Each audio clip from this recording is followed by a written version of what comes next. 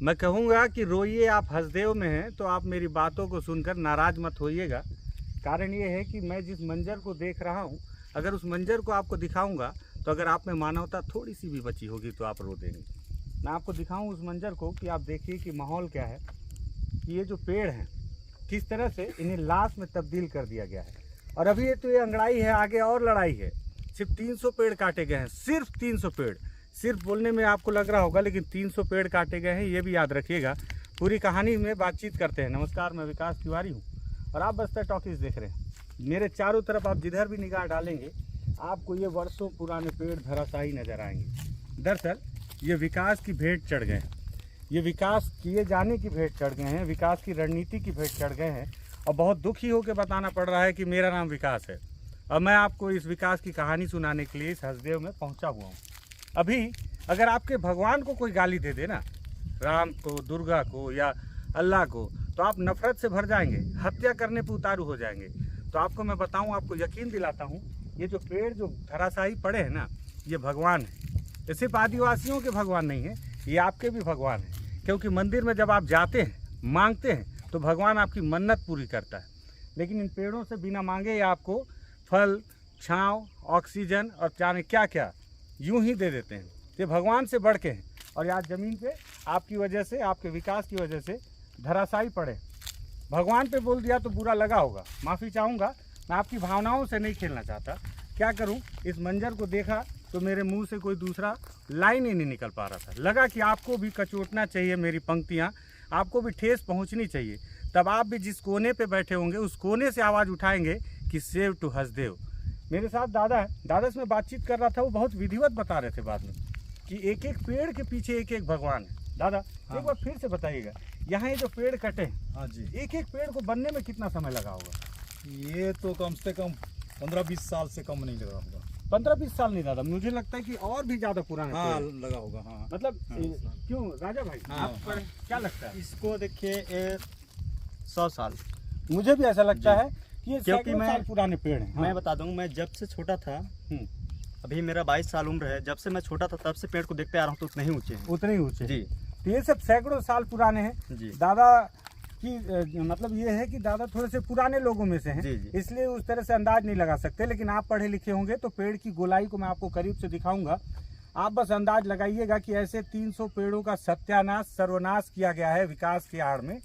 दादा आप बता रहे थे कि एक एक पेड़ के पीछे एक एक भगवान है। हाँ। हर पेड़ की पूजा अलग अलग समय में हाँ। भगवान के तौर पे की जाती है। हाँ, जी। कौन कौन से पेड़ में कौन से भगवान है, एक बार फिर से भाई बताइए। यही जो साल का पेड़ कटा हुआ है, अच्छा ये माने आदिवासियों का बूढ़ा देव, इसी के नीचे पूजा पाठ करते हैं। अच्छा, ये साल का पेड़ है, हाँ। इसके नीचे आदिवासी बूढ़ा देव का को नाम मानते हुए हाँ। इसकी पूजा करते हाँ। हैं। और जो ये महुआ पेड़ जो कटा है, महुआ है बगल में, अच्छा, उसके बगल में हाँ। महुए का पेड़ है। उसका फूल को माने बूढ़ा देव को देते हैं।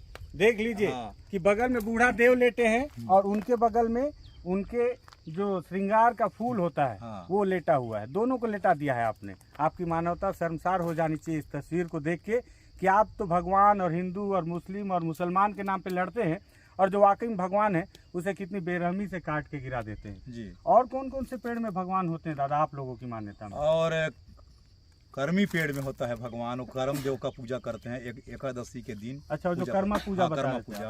आप। और चिल्हो नाम का पेड़ है, अच्छा उसको भी जीवित पुत्री के नाम से माता बहन उसका उपवास करती हैं। अच्छा। हाँ। और कर्मी पेड़ का फिर पुनः माने दशहरा होता है, विजयदशमी, उस दिन भी उसका पूजा करते हैं। और जो पितर पक्ष होता है, पोटे करके पेड़ होता है, उसका भी माने पूजा करते हैं। अच्छा, तो ये अब आप देखिए कि जो बस्तर नहीं मतलब पूरे प्रदेश के, पूरे देश के आदिवासियों की परंपरा में हमेशा बताता आया हूँ कि अलग ही एक अलग मजबूती और अलग खूबसूरती लिए हुए होता है, और इनकी संस्कृति अलग ही होती है। ये कुछ बाहर से लेके नहीं आते, इनके आसपास जो चीज़ें होती हैं उन्हीं को पूजते हैं, एक दूसरे को सम्मान देते हैं, अपने आसपास की प्रकृति को सम्मान देते हैं। और यही वजह है कि हर एक पेड़ में इन्हें इनका भगवान, इनकी देवी, इनके देवता नज़र आता है।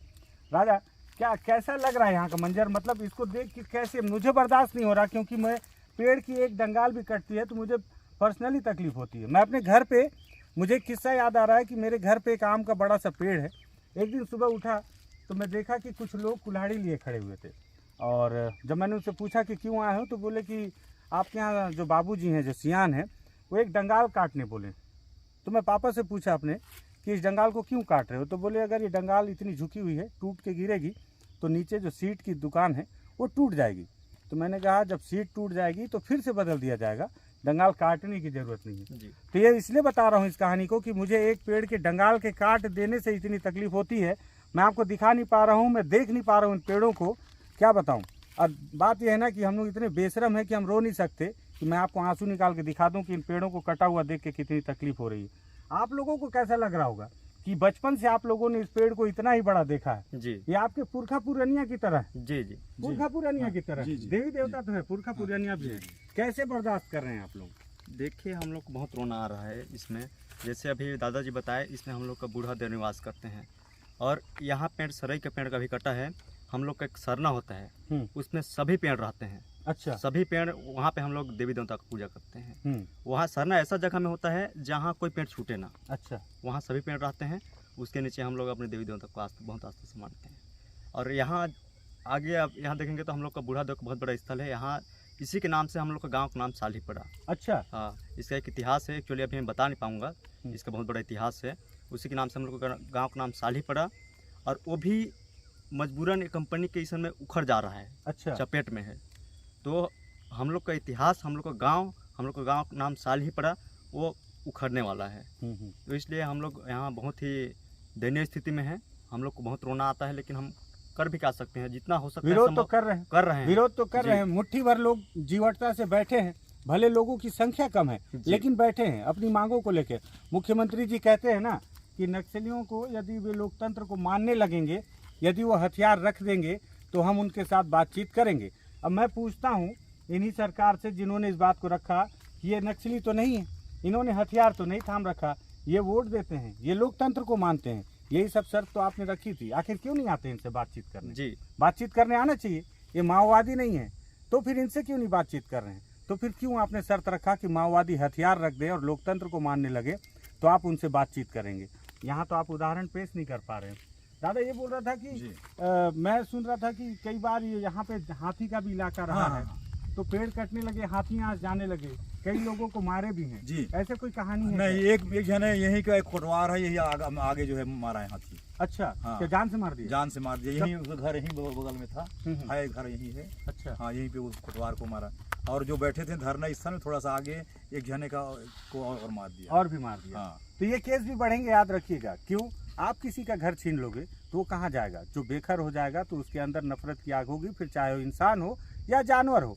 और आपने तो प्रकृति का सत्यानाश करके प्रकृति में रहने वाले हर एक बासिंदे का वास छीन लिया है और उसकी स्थितियों को बेघर कर दिया है, उनके लोगों को बेघर कर दिया है, उनके देवताओं को बेघर कर दिया है। मुझे तकलीफ हो रही है, आपको भी तकलीफ होनी चाहिए। इसलिए मैंने कहा कि यदि आपके देवी देवताओं पर कोई लांछन लगा दे, दो शब्द कह दे तो आपको बुरा लगेगा। आपके खुदा पे कोई उंगली उठा दे तो आपको बुरा लगेगा। अगर आपको वाकई में इन सब चीज़ों से बुरा लगता है तो इन पेड़ों को, इन मृतप्राय पेड़ों को, इन पेड़ के लाशों को देखकर आपको बुरा तो लगना चाहिए। अगर बुरा लगता है तो आप इस आवाज़ को और भी ऊंचा उठाएं। 4.5 लाख पेड़ कटने को है, तो इसलिए तो सिर्फ 300 पेड़ कटे हैं। 300 पेड़ों की लाश देखी नहीं जा रही है। 4.5 लाख पेड़ों की लाश क्या देख पाएंगे आप, क्या देख पाएंगे गाँव वाले, और क्या परिस्थितियाँ हो जाएंगी? आप सिर्फ अंदाज लगाइए, अंदाज लगाएंगे तो रूह कांप जाएगी। आपको भी इस आवाज़ में जुड़ना होगा, इस मुहिम को बढ़ाना होगा और रोकना होगा इन पेड़ों की कटाई। लगे कि इस पर बातचीत तो सही है, बस्तर टॉकीज़ का कहना, बस्तर टॉकीज़ में बातचीत करने वाले लोगों का कहना भी बिल्कुल सही है, तो आप भी इस आवाज़ में आइए, जुड़िए, शेयर कीजिए। धन्यवाद।